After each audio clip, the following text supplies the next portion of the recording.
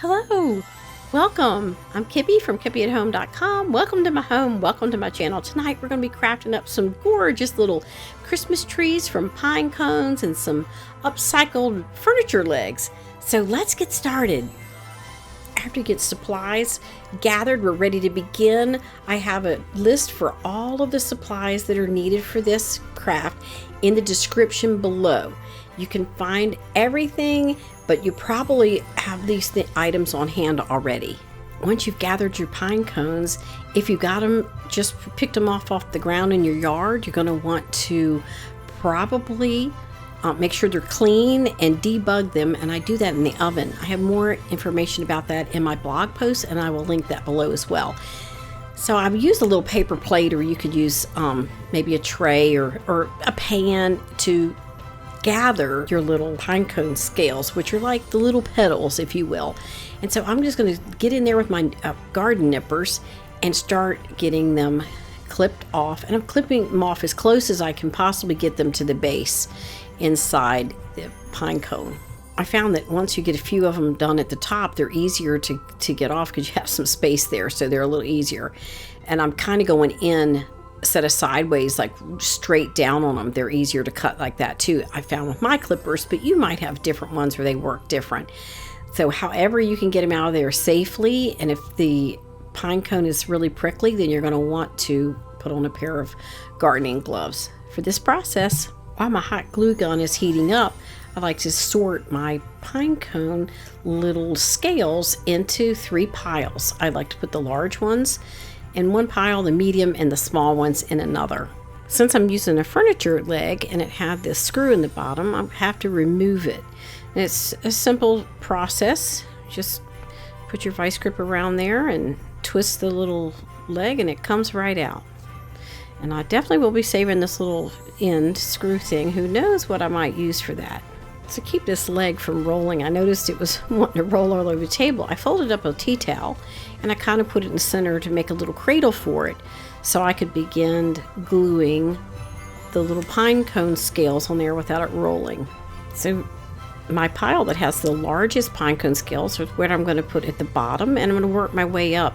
So once I run out of those, then I will go to the next one, or when it looks like it might be time for us to go a little smaller. So we'll just start just like in nature. The largest ones will be at the bottom, and as I work my way up, I will go with the smaller ones.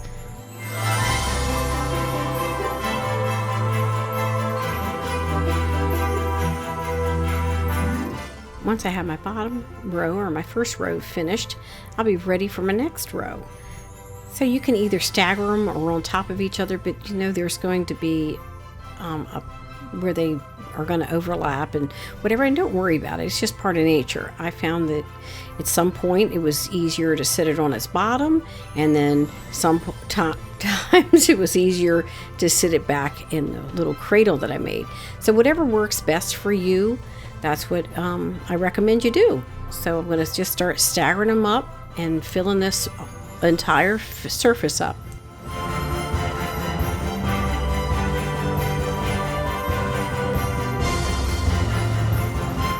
Another thing I found was sometimes they want to kind of come off because the back of them is a little curved, and this, we're not putting them on a flat surface, it's curved as well.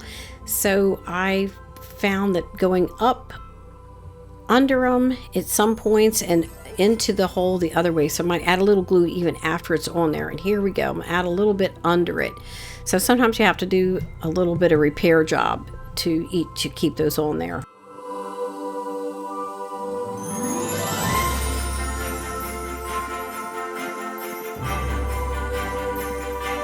Coming to my final row, I had to make some repairs, and sometimes I go back and I noticed I need to use smaller ones or trim them.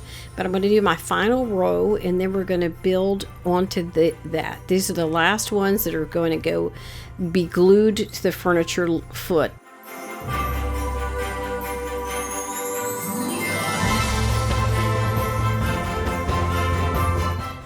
If your scale does not fit, because it's not an even thing in nature by any means, you can use your scissors and they easily reshape them.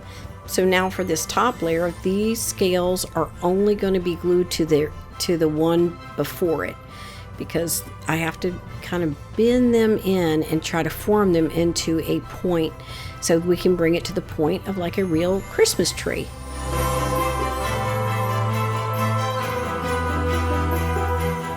So I'll be gluing directly on top of the previous scale instead of doing it the other way where I put it on the new one, because I'm not exactly sure where that new one is going to end up. As you can see, I'm kind of bending it as I go to try to get it to form in.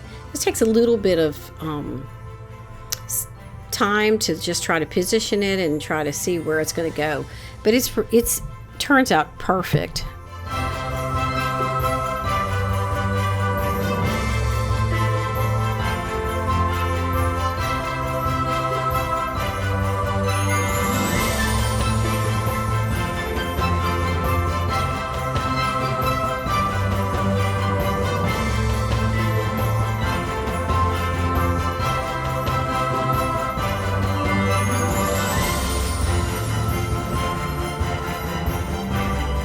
Still building up, and it takes a couple to three layers of the small pine cone scales to build up to the tip. So if the scales are too big, then you can just trim them with your scissors, but make sure you use plenty of glue, and you can keep putting glue behind it to kind of hold everything together. You need to kind of build a wall of glue behind these because they are just built into the air, so to speak. So just take your time, and you're gonna love how they turn out.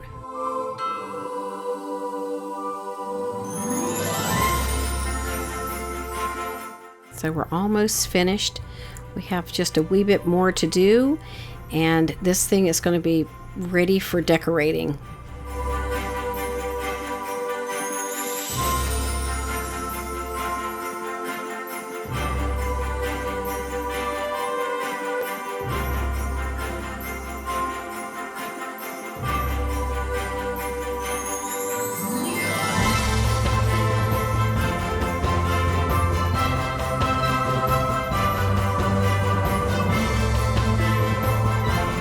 When you find a pine cone in nature, the kind of pine cone that I used is a pine cone that grows in Florida, and it's kind of like a white pine tree, and these pine cones make the best little scales because there's a lot of space between them.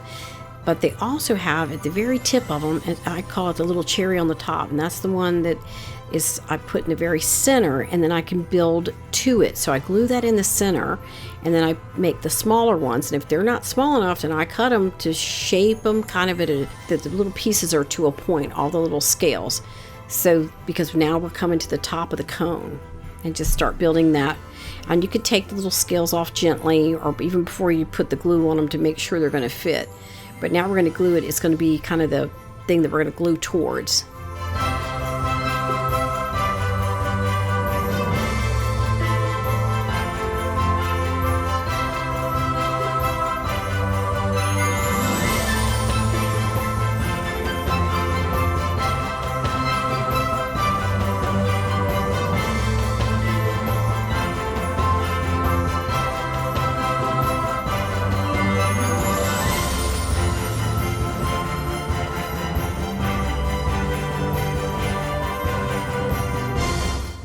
To add a little trunk to my tree, so I used that little stick from my yard, and after I cut it, I gave it a sand on both cut ends, and then I put a little hot glue on it and let it set up for a few seconds before I actually glued it on there. And then I repeated the process, and I knew that little trunk would need a base to it because it doesn't have much surface area, so I used another little piece of that limb, and I sliced that off, and I sanded it, and then just glued the trunk to it. It was that easy. I think I'm going to end up making a whole forest of these trees. I've started out now. I have 3 of them, and I'm continuing to have them. I have plenty of these furniture feet or legs. Not even sure what you would call them, but they're going to make the cutest little Christmas. I can just see them on my mantle, on the dining room table, on the buffet. Oh, they're going to be so cute. I can't wait. And I can use them all winter because they really look like, winter decor that you could go right through, starting in the fall all the way through till spring. Oh, I hope you have fun making them. I really had a blast. That was so much fun. I just loved making these little trees. I can't wait to make a whole bunch more. I hope you had fun tonight crafting with me, and I hope I'll see you soon. Make sure you subscribe and ring the bell so you don't miss anything. And I hope you have a beautiful fall and a wonderful day. See you soon.